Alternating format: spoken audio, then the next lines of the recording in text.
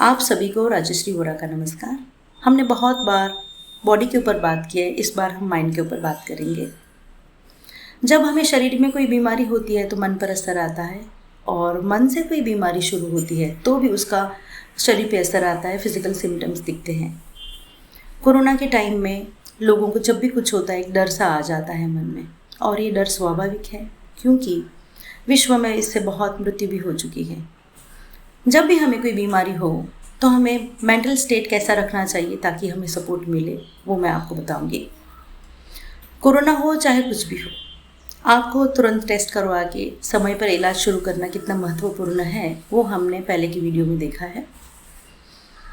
तो जब भी आप बीमार पड़ते हैं, चाहे बीमारी शॉर्ट टर्म की हो या लॉन्ग टर्म की, आप एक शेड्यूल बना लीजिए जिसमें आप थोड़ा टीवी देखेंगे, मोबाइल पे रहेंगे, ये तो आप करते ही हैं।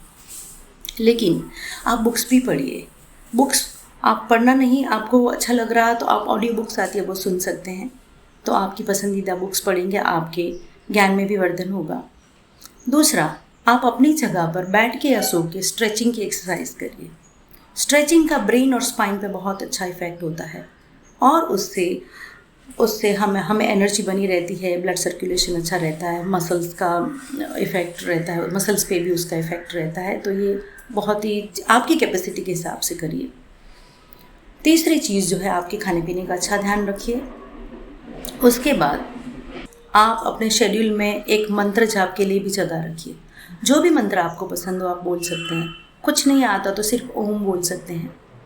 इसको आप ज़ोर से बोल के रिपीट करिए। आपको साउंड निकाल के रिपीट नहीं करना तो होठ हिला के रिपीट करिए।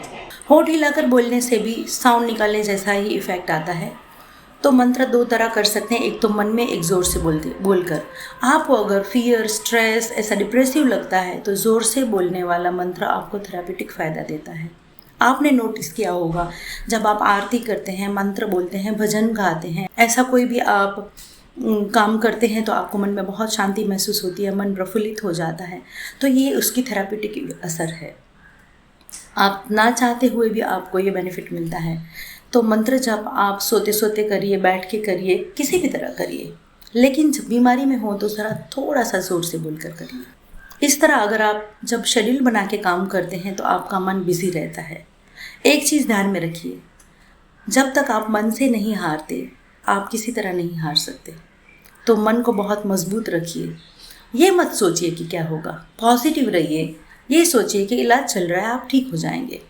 बाद में क्या होगा क्या नहीं होगा उन चीज़ों पे मत सोचिए। प्रेजेंट पे फोकस करिए और अपने आप को इससे बाहर निकालिए। मुझे कोविड हुआ था, उसे कल 15 दिन हुए, आज 16वां दिन है। पहले वीक में मेरा 3 किलो वेट लॉस हो गया था। मैं पहले 5-6 दिन कुछ खा नहीं पाती थी। मैंने सिर्फ हेडेक हुआ था, और फर्स्ट डे को ही जब मैंने कोविड टेस्ट किया तब मेरा RT-PCR 14 आया था, यानी कि काफ़ी इसकी इफ़ेक्ट रही मुझ पर। तो फर्स्ट वीक में मुझे अंदाज़ नहीं था कि मैं कब रिकवर करूँगी, लेकिन मैं शेड्यूल बना के मेरे हिसाब से जो मुझे सही लगता था मैं करती जा रही थी। एक वीक में ये सारे सिम्टम्स चलते रहे, लेकिन बाद में मेरा खाना पीना नॉर्मल होने लगा, मुझे भूख लगने लगी और मैं और पॉजिटिव हो गई। मैंने थोड़ा योगा का शेड्यूल बढ़ा दिया, तो इससे मुझे रिकवरी मेरी फास्ट हो गई। नींद नहीं आती थी, अभी भी थोड़ा प्रॉब्लम है लेकिन उतना ज़्यादा नहीं है।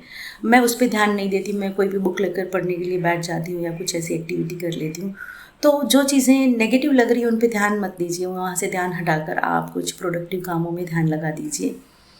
तो इस तरह मुझे फर्स्ट वीक में इतनी ज़्यादा इफ़ेक्ट होने पर भी आज मुझे थकान नहीं लगती, मेरी एनर्जी अच्छी है, मैं पूरी तरह रिकवर हो चुकी हूँ। जब मेरे दूसरे फ्रेंड से बात करती हूँ तो मुझे पता चलता है कि उनको 2-2, 3-3 महीने हो चुके हैं, फिर भी वीकनेस लग रही है। तो बहुत लोगों को इसके सिम्टम्स महीनों तक आते हैं। आप डरिए मत, सिर्फ पॉजिटिव काम पे ध्यान लगाइए, अपना शेड्यूल बना के काम करिए, समय का सही उपयोग करिए, और सबसे ज़्यादा मन को मजबूत रखिए। हिम्मत नहीं हारनी है, चाहे बीमारी कोई भी हो। शरीर है, बीमारी तो आती जाती रहेगी, लेकिन हमें मन को बीमार नहीं होने देना है। इतना ध्यान रखिए। ये छोटी छोटी चीज़ें कभी बहुत बड़ी हेल्प कर देती हैं। आपको अच्छा लगे तो आप भी फॉलो कीजिए और दूसरों के साथ शेयर कीजिए ताकि उनकी मन की मजबूती भी बनी रहे। धन्यवाद।